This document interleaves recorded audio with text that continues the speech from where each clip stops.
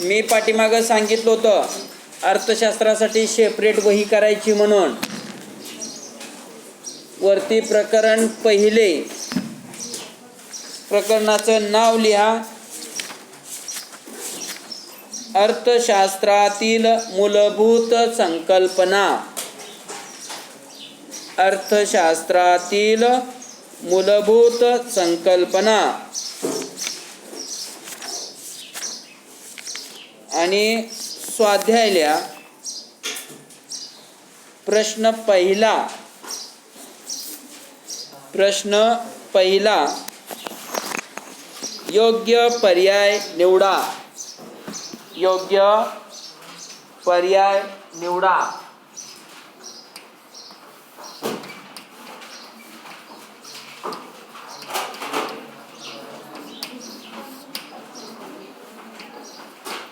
त्यामध्ये पहिला आकडा लिहा. अर्थशास्त्राच्या बाबतीत पुढील विधाने लागू होतात. अर्थशास्त्राच्या बाबतीत पुढील विधाने लागू होतात. पहिला आकडा टाकायचा. आता विधाने लिहायचं. ब काय असेल ते. लिहा. अर्थशास्त्र हे एक सामाजिक शास्त्र आहे.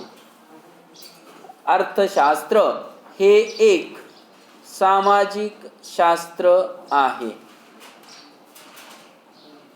पुस्तक असेल जवळ तर सरळ पुस्तक वरती बेंच वरती ठेवा. पुस्तकातलं बघून लिहा. त्याचं उत्तर सांगतो. अर्थशास्त्र हे एक सामाजिक शास्त्र आहे. त्यानंतर ब आकडा. अर्थशास्त्र या संकल्पनेचे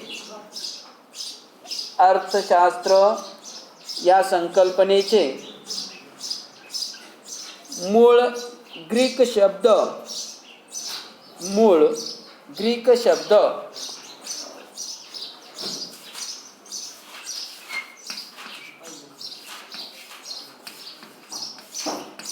इकॉनॉमिया.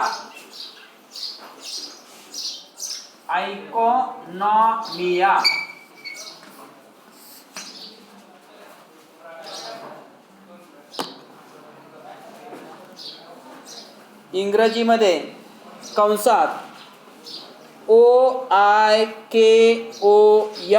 पहिल्या लिपीतले शब्द लिहायचे. OIKONOMIA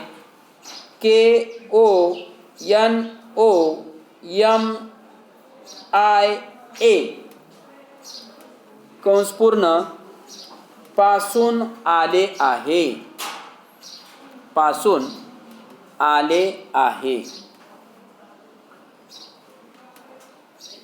पासून आले आहे. क म्हणा. अर्थशास्त्र हे मानवाच्या आर्थिक वर्तणुकीच्या. अर्थशास्त्र हे मानवाच्या आर्थिक वर्तणुकीच्या अभ्यासाशी निगडीत आहे. अभ्यासाशी निगडीत आहे. आणि ड. अर्थशास्त्र हे कौटुंबिक. अर्थशास्त्र हे कौटुंबिक वा संपत्तीचे वाचा अर्थ काय घ्यायचं किंवा संपत्तीचे व्यवस्थापन करणारे शास्त्र आहे. व्यवस्थापन करणारे शास्त्र आहे.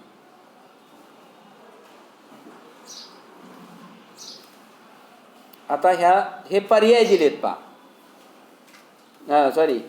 विधाने दिलेली आहेत. आता पर्याय लिहा खाली. पर्याय सरळ शब्द लिहायचा. पर्याय. पहिला आकडा अ ब क. अ ब क. दुसरा पर्याय अ आणि ब, अ आणि ब. तिसरा पर्याय ब आणि क.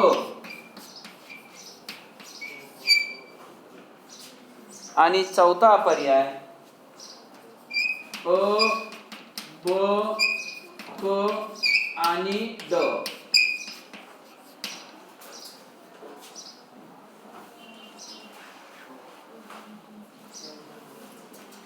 आणि ड.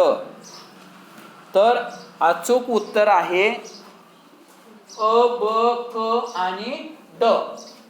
हे उत्तर आहे. अ ब क आणि ड. सरळ असं बाण दाखवा. अ ब क आणि ड. लक्षात ठेवा.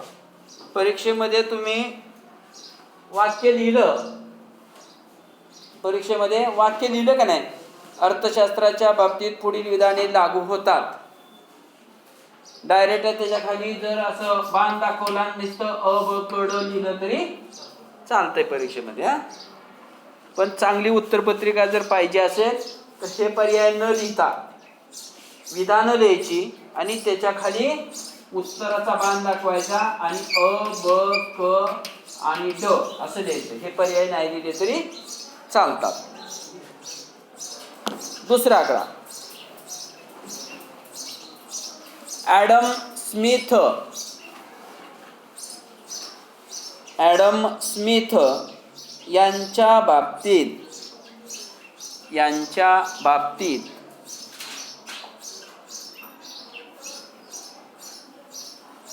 कोणते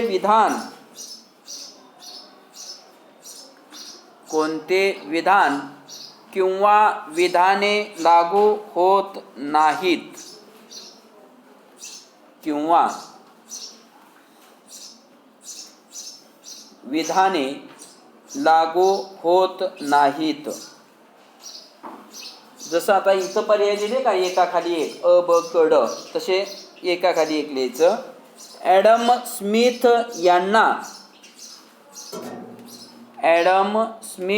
यांना सनातनवादी अर्थशास्त्रज्ञ म्हणतात. सनातनवादी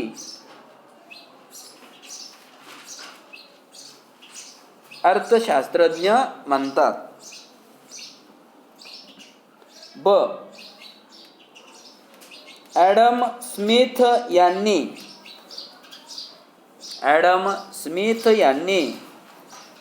राष्ट्राची संपत्ती हा ग्रंथ लिहिला.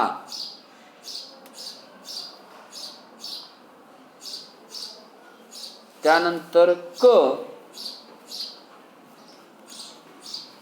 अर्थशास्त्र हे संपत्तीचे शास्त्र आहे. अर्थशास्त्र हे संपत्तीचे शास्त्र आहे. आणि ड, अर्थशास्त्र हे सामान्य माणसाचा अभ्यास करते. सामान्य माणसाचा अभ्यास करते.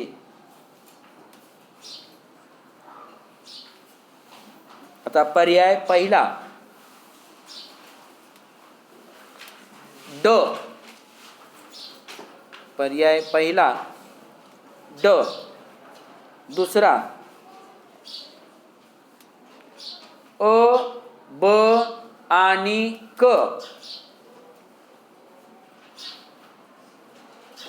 अ ब आणि क. पर्याय तिसरा अ आणि ड. अ आणि ड. आणि पर्याय चौथा क आणि ड. क आणि ड. ज्यांच्याकडं पुस्तक आहेत तरी सुद्धा लिहा. इकडं तिकडं बघू नका, हाताखालनं जातंय. तुमच्याकडे पुस्तक असेल, तुमच्याकडे आणखीन काही असेल, पण तरीसुद्धा मी लिहायला सांगितले म्हणल्यानंतर लिहायचंच. आज आपण 5-10 किलोमीटरवरनं शाळेत इथं आलोय, लक्षात घ्या. आता बघा, पर्याय लागू होत नाही म्हटलंय बरं का. आता पहिल्यांदा बघायचं, ॲडम स्मिथ यांना सनातनवादी अर्थशास्त्रज्ञ म्हणतात, हे लागू होतंय विधान, बरोबर आहे. दुसरं, ॲडम स्मिथ यांनी राष्ट्राची संपत्ती हा ग्रंथ लिहिला, हे सुद्धा विधान लागू होतंय. अर्थशास्त्र हे संपत्तीचे शास्त्र आहे, त्यांनी व्याख्या सांगितली, बरोबर आहे का नाही. त्यामुळे हे सुद्धा विधान लागू होतंय. म्हणजे आता बघा, अ ब क खाली कुठं आहे का, अ ब आणि क दुसरं वाक्य आहे, दुसरं पर्याय आहे बघा. पण काय म्हटलंय, लागू होत नाही म्हटलंय. म्हणजे दुसरा पर्याय बरोबर आहे का, नाही. पहिला पर्याय बघा, ड पर्याय, अर्थशास्त्र हे सामान्य माणसाचा अभ्यास करते. त्याच्यानंतर तिसरा पर्याय अ आणि ड, म्हणजे अ लागू होतंय, बरोबर आहे, आणि ड म्हटलंय, म्हणजे हा बी पर्याय लागू होत नाही. चौथा क आणि ड, क आणि ड, म्हणजे क लागू होतंय, पण इथं काय म्हटलंय, लागू होत नाही, म्हणजे हाही पर्याय बरोबर नाही. मग अचूक पर्याय कुठला, ड पर्याय. तिसरा आकडा, रॉबिन्स यांच्या व्याख्येत, रॉबिन्स यांच्या व्याख्येत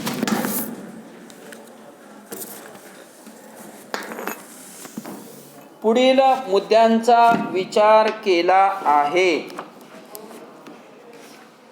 पुढील मुद्द्यांचा विचार केला आहे.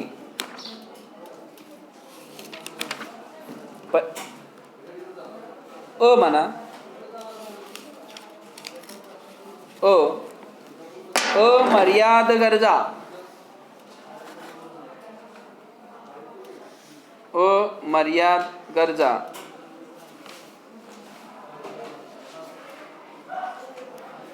2 म्हणजे प म्हणा, मर्यादित साधने, मर्यादित साधने. क, गरजांना अग्रक्रम नसतो, गरजांना अग्रक्रम नसतो. आणि ड, साधनांचे पर्यायी उपयोग, साधनांचे पर्यायी उपयोग. आता बघा पर्याय, अ पहिला आकडा अ आणि ब, दुसरा ब आणि क, तिसरा अ ब क आणि ड, अ ब क आणि ड. आणि चौथा पर्याय अ ब आणि ड, अ ब आणि ड.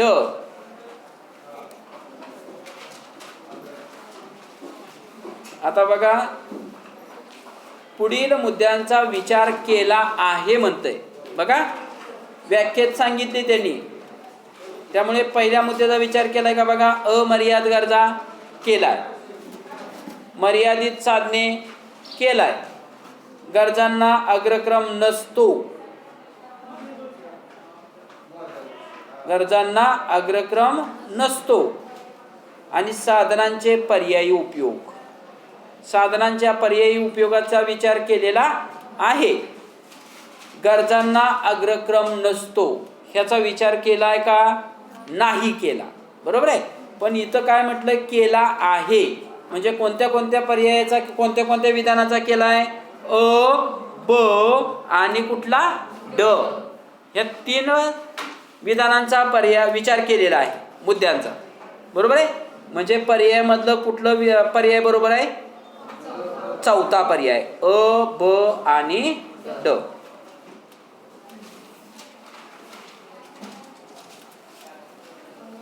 पुढचा आकडा चौथा,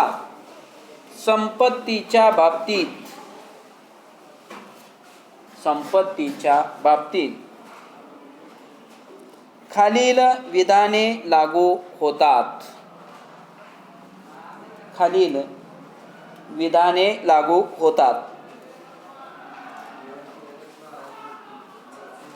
अ. संपत्ती म्हणजे अशी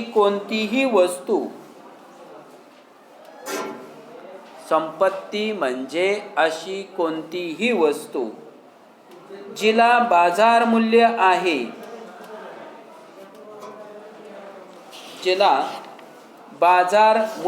आहे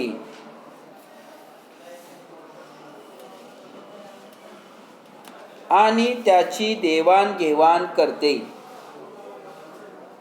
त्याची देवाणघेवाण करते.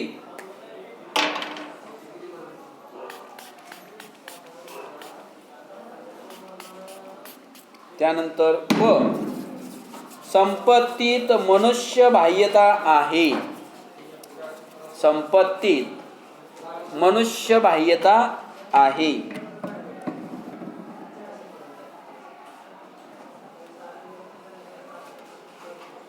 संपत्तीत उपयोगिता नसते. आणि संपत्तीत दुर्मिळता आणि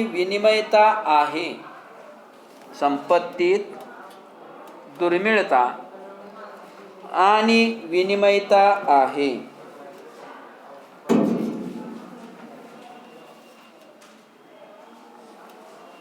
पर्याय पहिला कडा अ ब ड. दुसरा अ क आणि ड.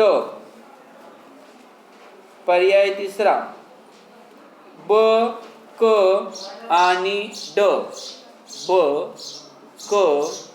आणि ड. आणि चौथा पर्याय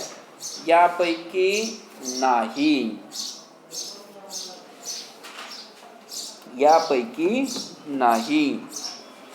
आता बघा, लागू होतात म्हटलंय बरं का, कोणती विधाने लागू होतात.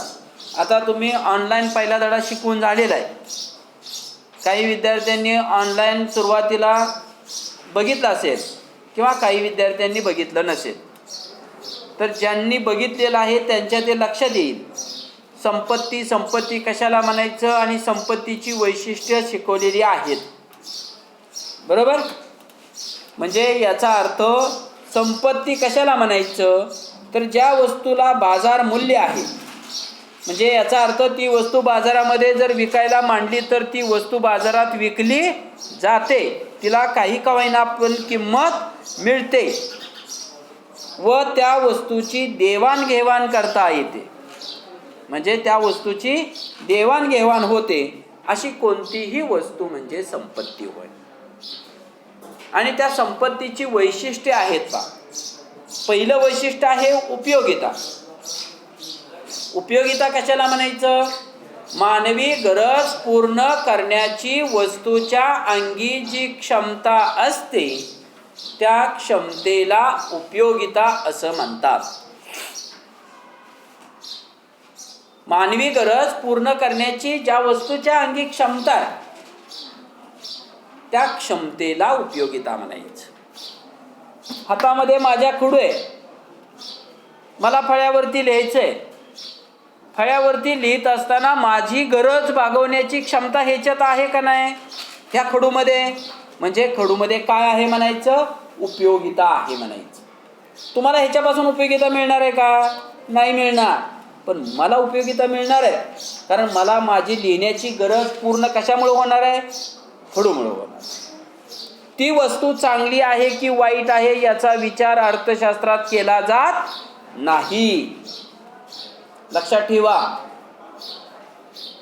चाकू आहे, बघा, एक गृहिणी चाकूचा उपयोग भाजी कापण्यासाठी करते,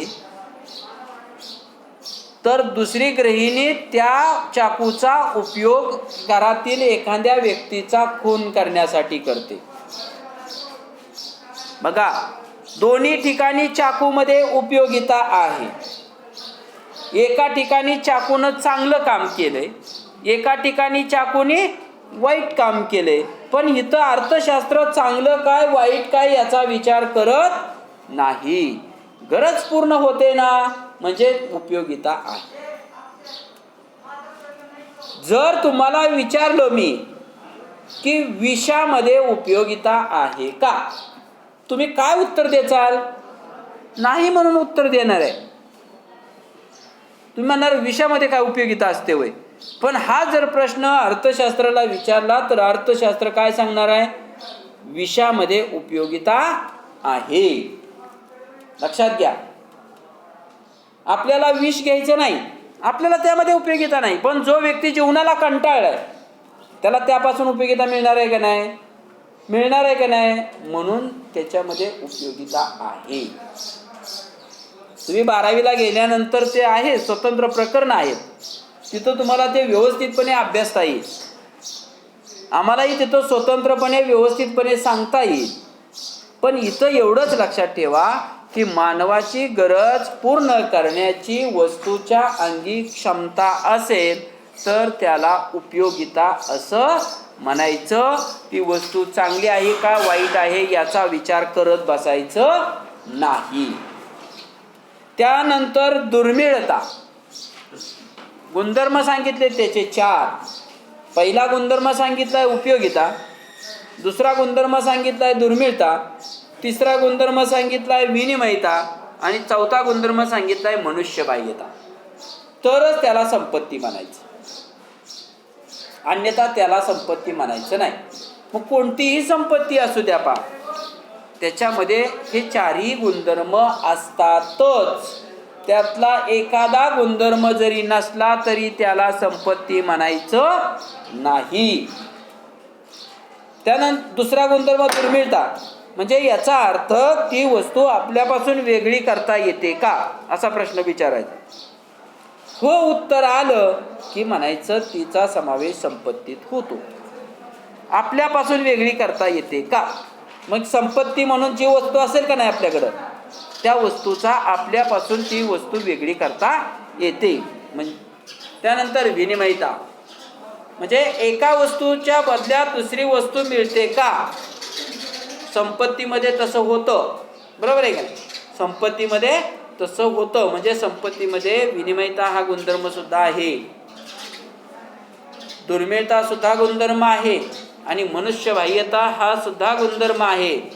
म्हणून ह्या 4ही गुणधर्म असणाऱ्या कोणत्याही वस्तूला संपत्ती असं म्हणतात. आणि इथं काय दिलंय इथं, संपत्तीच्या बाबतीत खालील विधाने लागू होतात.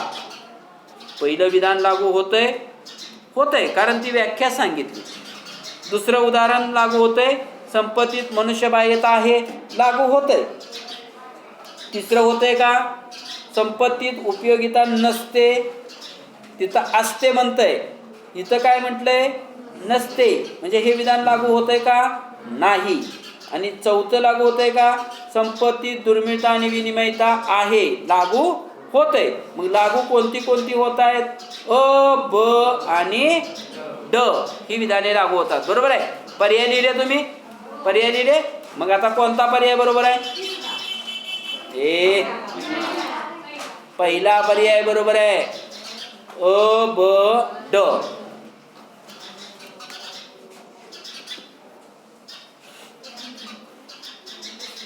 पाचवा आकडा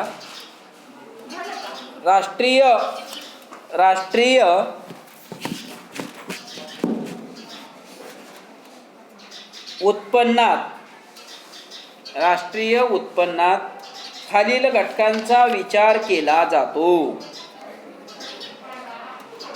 खालील घटकांचा विचार केला जातो. अ राष्ट्रीय उत्पन्नात अंतिम वस्तू, राष्ट्रीय उत्पन्नात अंतिम वस्तू व सेवांचा समावेश होतो.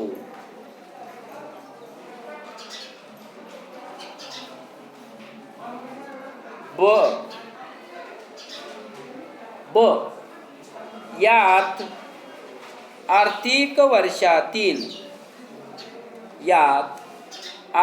वर्षातील उत्पादित वस्तू व सेवांचा समावेश होतो. क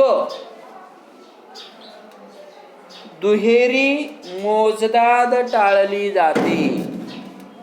दुहेरी मोजदाद टाळली जाते. आणि ड बाजारभावानुसार मूल्य विचारात घेतले जाते. बाजारभावानुसार मूल्य विचारात घेतले जाते. आता वाक्य काय सांगितले बघा. अगोदर पर्याय लिहा, खाली लिहा. पर्याय पहिला अ आणि क.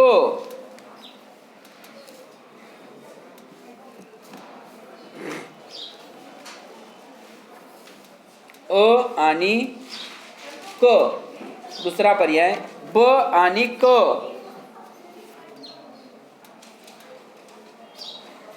ब आणि क. तिसरा पर्याय अ ब आणि ड.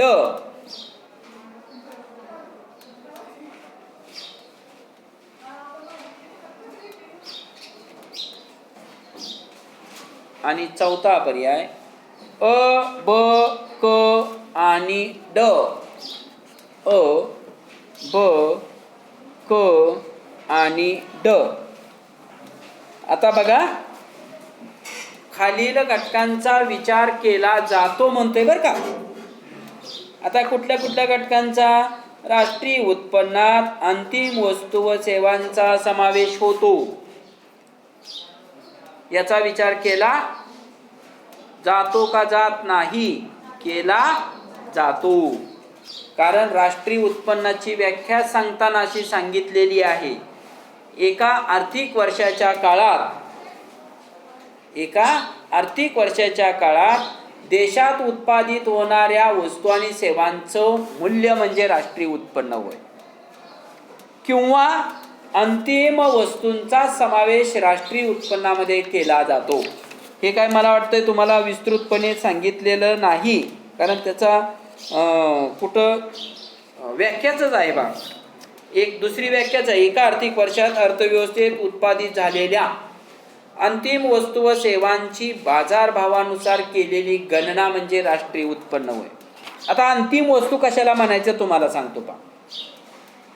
अंतिम वस्तू म्हणजे याचा अर्थ ज्या वस्तूचा आपण प्रत्यक्ष उपभोग घेतोय,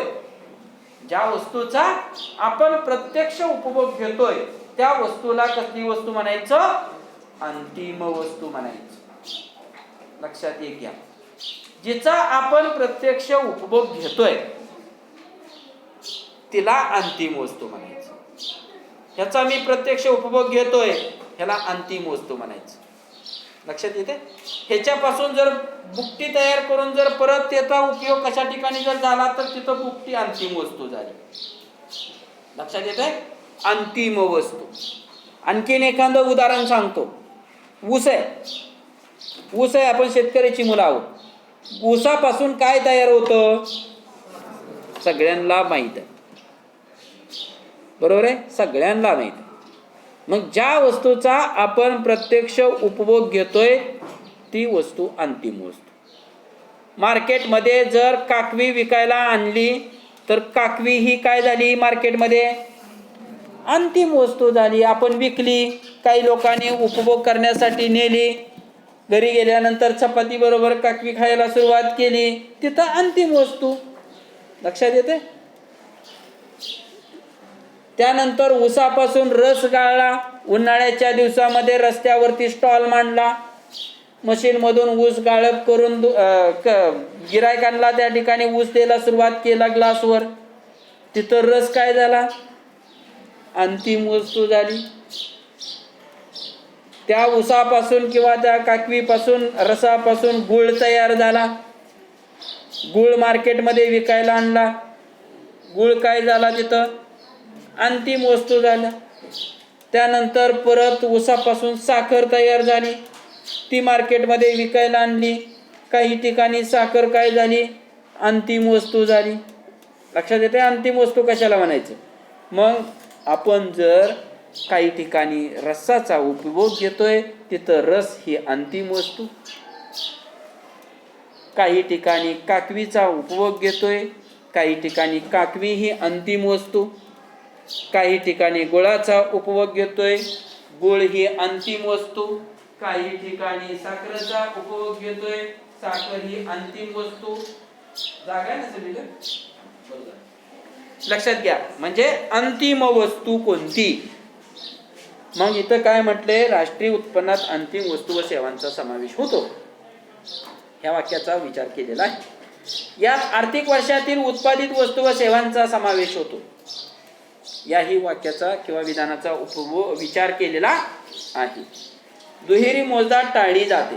दुहेरी मोजणी करायची नाही राष्ट्रीय उत्पन्नामध्ये कधी सुद्धा, आणि केली जात नाही.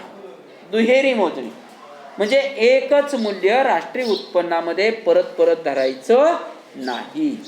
दुहेरी मोजणी कशाला म्हणायचं बघा.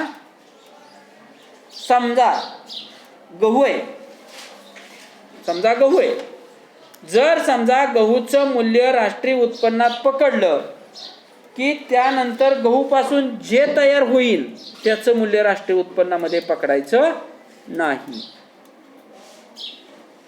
शक्यतो अंतिम वस्तूचंच मूल्य पकडलं जातं. पण दुहेरी मोजणी म्हणजे काय, गहूचं मूल्य राष्ट्रीय उत्पन्नात पकडलं, गहूपासून आटा तयार झाला त्याचंही मूल्य राष्ट्रीय उत्पन्नात पकडलं, गहूपासून रवा तयार झाला, कशाचा होतो रवा तयार, गव्हाचाच होतो ना, बरोबर आहे का रे.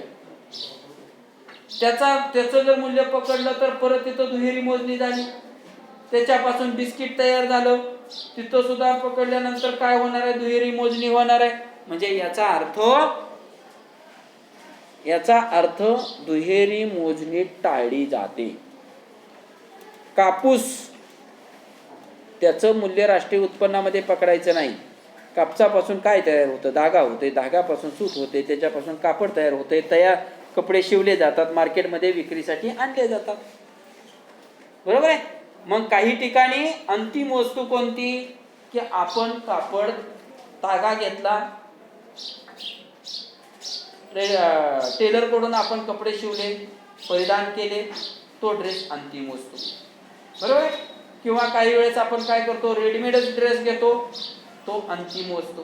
म्हणजे अंतिम वस्तूचं मूल्य राष्ट्रीय उत्पन्नामध्ये पकडलं जातं आणि दुहेरी मोजणी टाळली जाते. आणि चौथा, बाजार भावानुसार मूल्य विचारात घेतले जाते. बाजार भावानुसार जे मूल्य आहे तेच मूल्य राष्ट्रीय उत्पन्नामध्ये पकडलं जातं. त्या आर्थिक वर्षाच्या काळात बाजारामध्ये ती वस्तू काय किमतीला विकली जाते तिचंच मूल्य राष्ट्रीय उत्पन्नामध्ये पकडलं जातं. आता समजा राष्ट्रीय उत्पन्न आपल्याला 1 एप्रिल 2020 ते 31 मार्च 2021 हे आर्थिक वर्ष, बरं का. आर्थिक वर्षाची सुरुवात 1 एप्रिलला होते आणि ते संपतं 31 मार्च. बरोबर 365 दिवसाचा विचार केला जातो. मग ज्या वेळेस राष्ट्रीय उत्पन्न मोजलं जातं त्यावेळेस याच कालावधीमध्ये 2020-2021 चं राष्ट्रीय उत्पन्न मोजायचं असेल तर या कालावधीमध्ये ज्या वस्तू तयार होतील त्या वस्तूचं बाजार भावानुसार जे मूल्य आहे तेच मूल्य राष्ट्रीय उत्पन्नामध्ये विचारात घेतलं जातं. अन्यथा दुसऱ्या कोणत्याही वेळेतलं मूल्य विचारात घेतलं जात नाही. समजा या ठिकाणी 1 एप्रिल 2021 म्हटलं की ते पुढच्या वर्षात आलं. फक्त हाच कालावधी 365 दिवसाचा कालावधी विचारात घेतला जातो. अन्यथा अगोदर, ह्याच्या अगोदर गहूचं मूल्य किती होतं त्याचा विचार केला जात नाही. चालू काळात, चालू आर्थिक वर्षामध्ये. लक्षात येते? त्यानंतर म्हणजे याचा अर्थ चारीच्या चारी वस्तूचं मूल्य राष्ट्रीय उत्पन्नात विचारात घेतलं जातं. पर्यायामध्ये आहे का अ, ब, क आणि ड? आहे. किती नंबरचा पर्याय? 4 नंबरचा. म्हणजे उत्तर कोणतं बरोबर? 4 नंबरचा पर्याय बरोबर.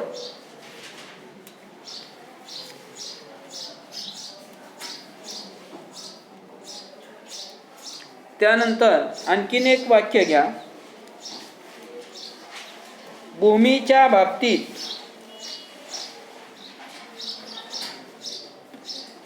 पुस्तकाच्या खाली नाही पण लिहून घ्या. भूमीच्या बाबतीत कोणते विधान लागू होत नाही? कोणते विधान लागू होत नाही?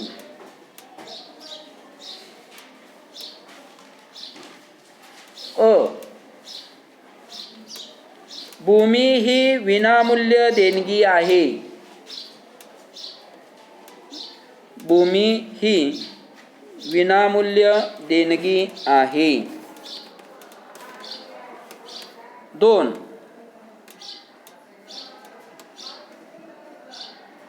भूमीमध्ये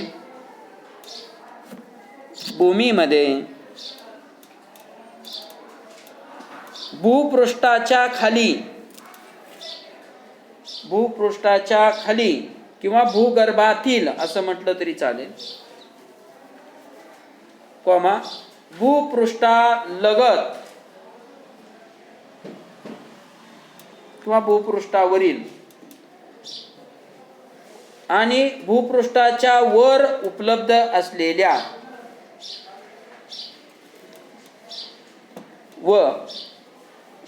भूपृष्ठाच्या वर उपलब्ध असलेल्या नैसर्गिक साधन संपत्तीचा समावेश होतो. नैसर्गिक साधन संपत्तीचा समावेश होतो. क, भूमी हा घटक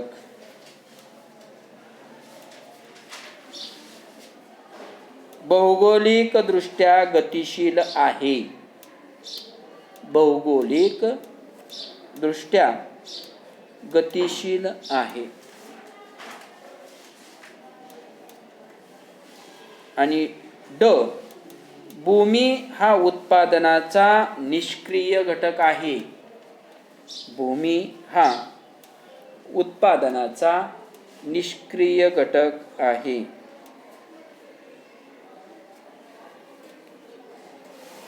पर्याय पहिला अ, ब आणि ड.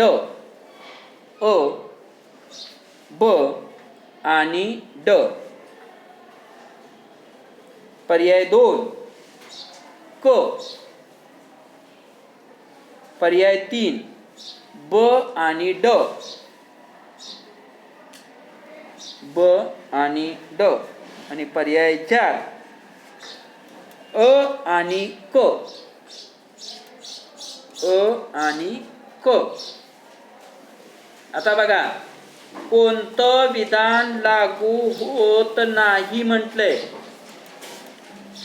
लक्षात येते का? बघा, मी वर्गामध्ये सुद्धा ह्याच्या अगोदर मी शिकवलंय बघा. भूमीची वैशिष्ट्य, भूमी कशाला म्हणायचं, उत्पादनाचे घटक, उजळणी म्हणून मी शिकवलं होतं बघा सुरुवातीला, वर्ग चालू झाल्या.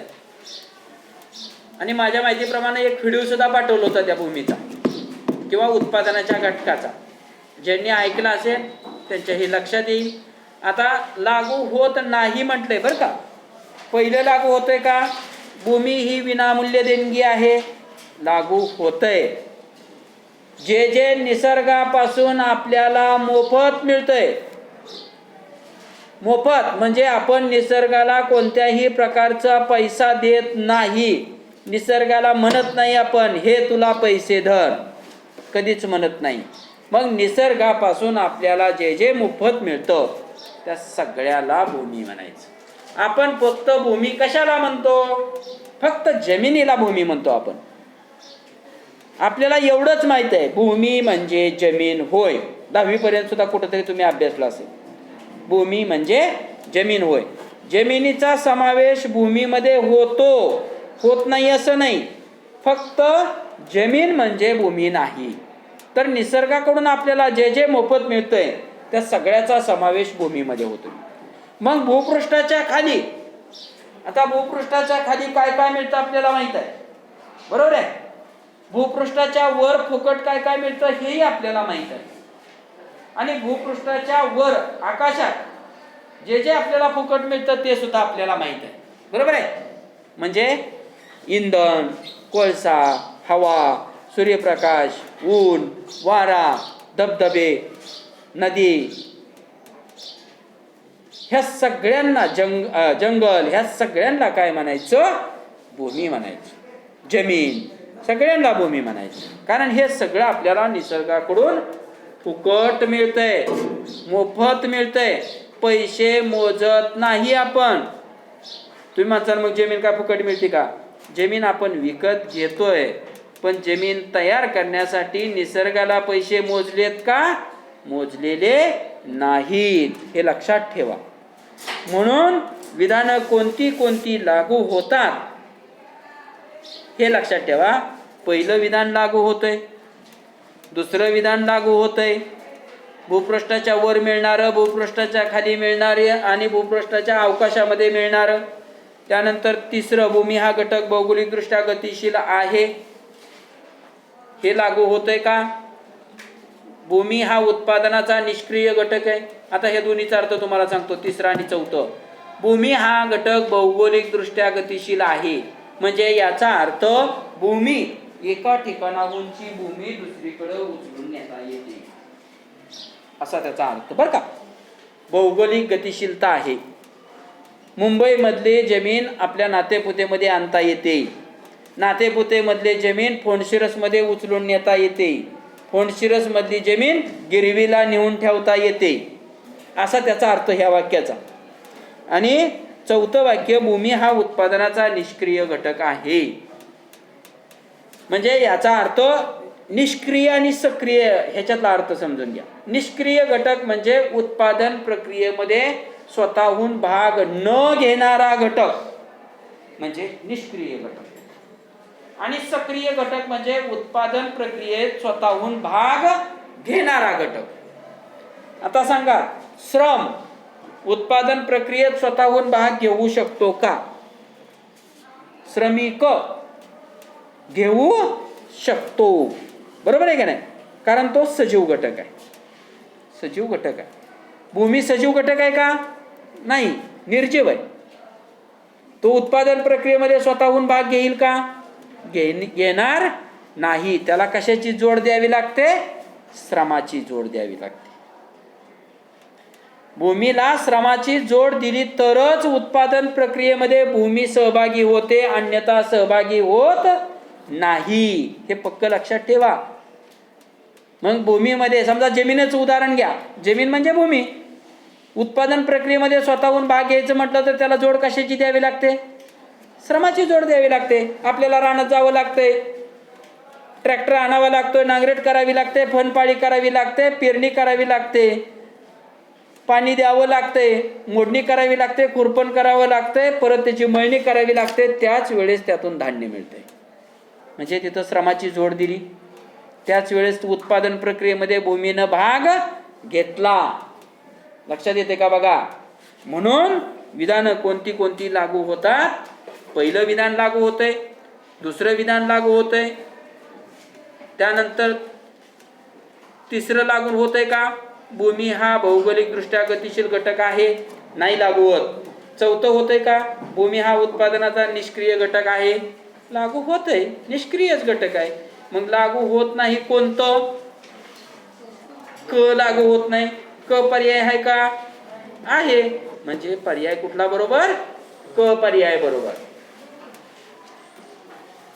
लक्षात घ्या. त्यानंतर प्रश्न दुसरा,